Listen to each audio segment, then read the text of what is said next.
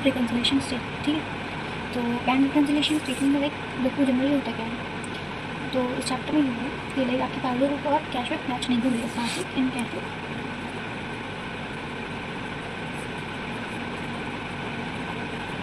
ठीक है। तो हम लोग बैंक रिकन्सिलेशन स्टेटमेंट प्रिपेयर करते हैं। तो इसमें होता ये है कि लाइक हमारी पासबुक कहीं लाइक पासबुक में अमाउंट ज़्यादा लिखा है, मैं कैश बुक में कम लिखा है,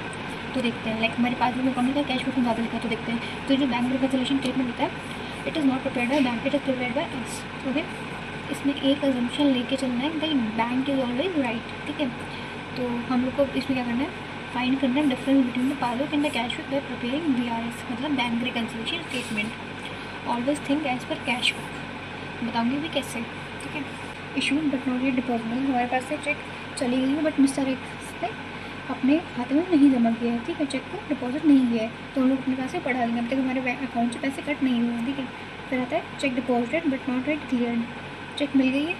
बट अभी तक क्रेडिट नहीं हुई, मतलब चेक मुझे दे दी मिस्टर एक्स ने बट मैंने अभी तक उसे क्रेडिट नहीं करा या फिर क्लियर नहीं हुई है वो, ठीक है, तो उसे माइनस कर दिया। मैंने अपने अकाउंट में पहले ही चेक, जैसे मैंने अकाउंट पैसा बढ़ा लिया अपना, ठीक है, पैसा हमने अकाउंट में बढ़ा लिया बट अभी तक बढ़ा है नहीं बढ़ा है, तो कम करना होगा, माइनस करेंगे, ठीक है।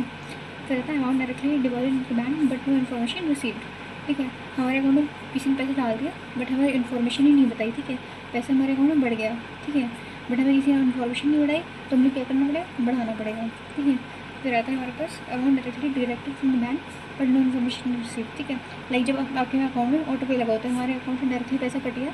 ठीक है, बट हमें इन्फॉर्मेशन रिसीव नहीं, तो हमें क्या करना है, कम करना होगा। फिर से एक बार समझ लेते हैं, check issued but not yet deposited, मतलब हमारे पास से चेक चली गई है बट दूसरे अपने खाते में जमा ही नहीं कराई है, तो हमें उससे पहले क्या होगा, अमाउंट मैंने सब क्या सोचा, चेक हमारे पास से चेक गई इशू हुई, तो हमने क्या सोचा पैसे कम हो गए, बट असलियत में कम हुए क्या, नहीं, तो बढ़ा देंगे, ठीक है। फिर check deposited but not yet cleared, ठीक है,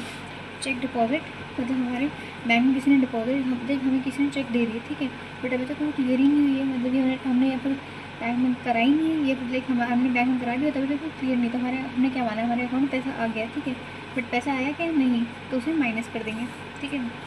ये और ये आपको इजी समझ आ गई है, ठीक है।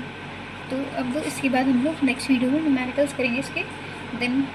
थोड़ी सी और थ्योरी बची है, दैट्स इट।